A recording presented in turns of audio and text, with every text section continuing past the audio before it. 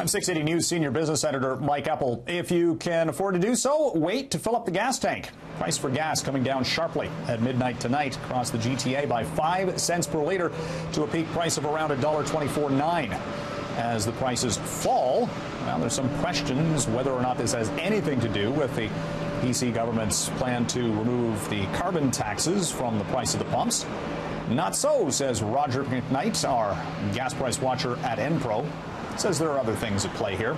It may have a lot to do with the switch from summer gas to winter gas. Winter gas is lower cost to produce. I think that's a little bit of a stretch. It may have something to do with the drop in fear of the Colonial Pipeline that carries 100 million gallons of gasoline, diesel, and jet fuel to New York Harbor per day.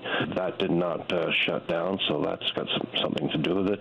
McKnight argues that if, in fact, carbon taxes were a part of this price decline, the government would likely put out a press release talking about it, as they have done already, with the fact that natural gas prices are coming down effective October 1st. Well, we've got trade talks set to restart tomorrow in Washington. NAFTA negotiations, the top officials for Canada and the U.S. getting back to the bargaining table. The big question, can they get past the stumbling blocks of supply management in dairy, the issues regarding dispute resolution in any trade deal, and or access to the media sector, and whatever else they're talking about behind closed doors. The clock ticking down as the end of the month has been put in as pretty much a drop-dead deadline to get a deal done to give the U.S. Congress time to vote ahead of the U.S. midterm elections.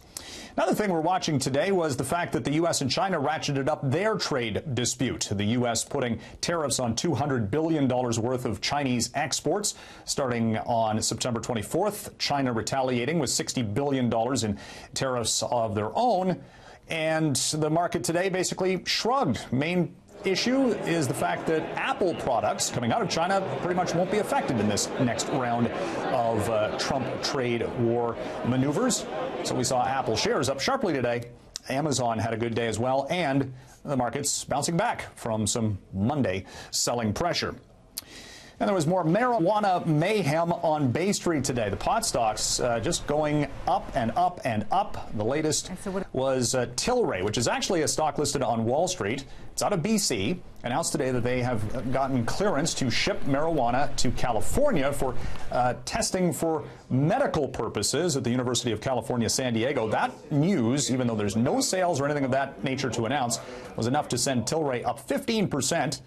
And the stock has gone up 600% since it was listed in July and is now worth, as a company, more than $14 billion U.S. From the 680 newsroom, I'm Mike Eppel for City News.